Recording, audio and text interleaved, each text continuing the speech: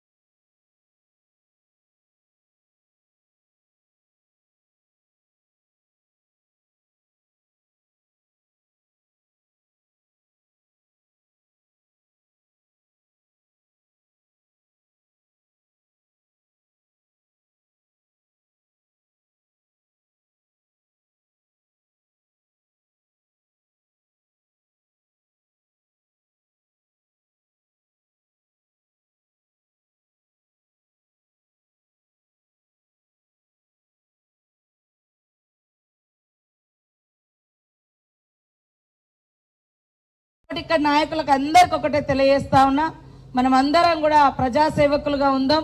Gandhi ideology మరి ఇన్ని సంవత్సరాలైనా కూడా చెక్కు చెదరకుండా ముందటికెళ్తుంది.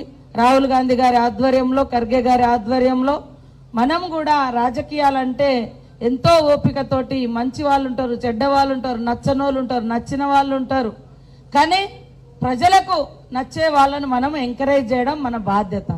ప్రజలకు నచ్చే వాళ్ళను, ప్రజలు మెచ్చే వాళ్ళను మనం నాయకులుగా తయారు చేయడం అనేది మన భుజస్కంధాల మీద ఉంది. అప్పుడే మన నాయకత్వం 10 తరాలకు గాంధీ సిద్ధాంతాన్ని, అంబేద్కర్ రాజ్యాంగ స్ఫూర్తిని, మరి రాహుల్ గాంధీ గారి యొక్క భారత్ జోడో యాత్ర యొక్క విధానాలను ముందుకు తీసుకుపోగలుగుతాం. ఖచ్చితంగా ఇన్ఛార్జిగా నేను కూడా వచ్చిన కాబట్టి నేను ఈ ప్రాంత అభివృద్ధికి సేవకురాలిగా పనిచేస్తా, మీ అందరితో తోబుట్టులాగా పనిచేస్తా. మీరే అందరికీ ఏ సమస్య ఉన్నా, మన లోపాలున్నా మనం సరిదిద్దుకోవాలి.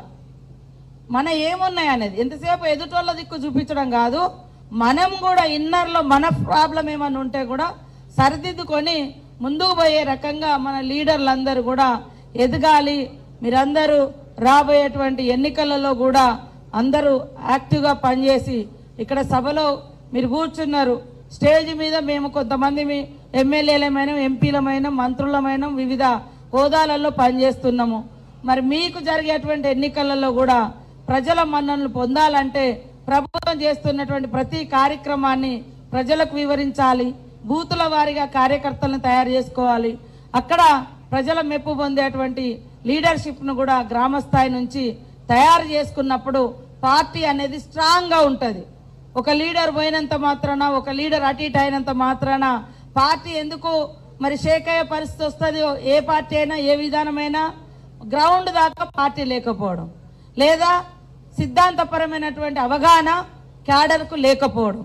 కాబట్టి ఈరోజు మీనాక్షి మేడం గారు సేవాగ్రామంలో మన ప్రతి కార్యకర్తకు 6 నెలలకు 3 నెలలకు ఒక ట్రైనింగ్ సెంటర్ నడుపుతా ఉంది.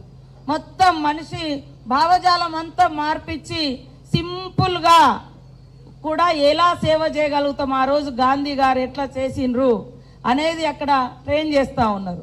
సో మన సిద్ధాంతము ప్రజల సిద్ధాంతం, మన ఆలోచన విధానం ప్రజల ఆలోచన విధానం. ఏం చేసినా ప్రజల కోసం, సమాజం కోసం, సమాజ అభివృద్ధి కోసం. బీజేపీ లాగా ఓట్లప్పుడు కులాలు, ఓట్ల కోసం మతాలు, వాళ్ళు ఏం చేసిరు చెప్పండి. హిందువులు అని అంటున్నారు. ఏమన్నా హిందువులు దేవునికి పెట్టి అగరబత్తి మీద ఏమన్నా జిఎస్టీ తగ్గించిరా? ఏమన్నా గుడి ఎక్కడైనా ఉట్టిగా ఫ్రీగా గుడి ఇచ్చిరా? ఏమన్నా కనీసం బళ్ళు కట్టించిరా? పేదోళ్ళకి ఏమన్నా ఇల్లు కట్టించిరా?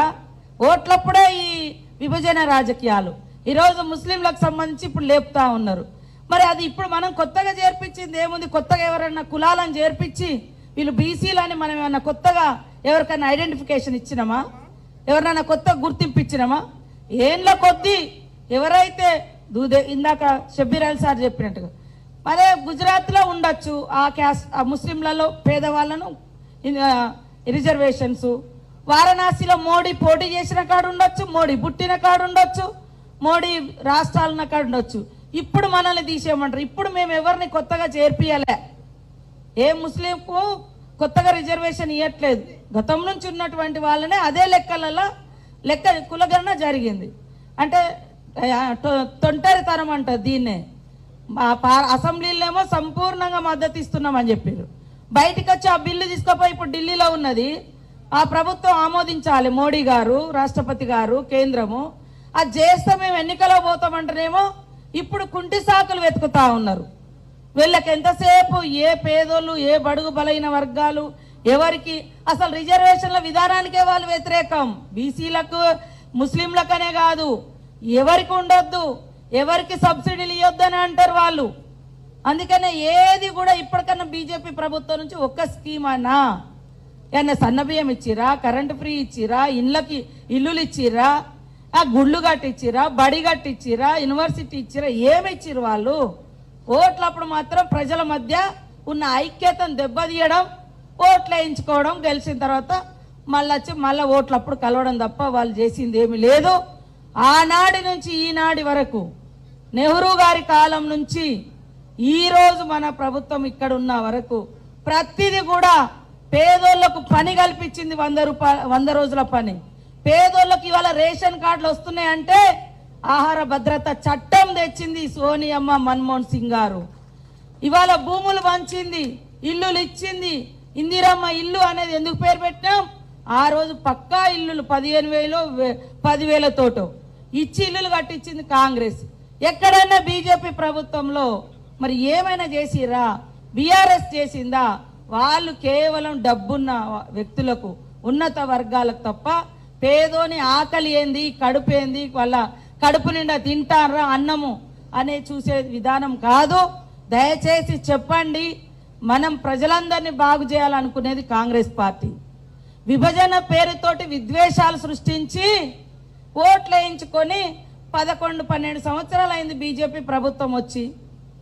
జిఎస్టీలు, పెద్ద నోట్ల రద్దు, లేదా పెట్రోల్ ధరలు పెంచుడు, లేదా ఇంకో ఈ రకమైనది తప్ప ఏం ఒరగబెట్టింది అయితే ఏం లేదు.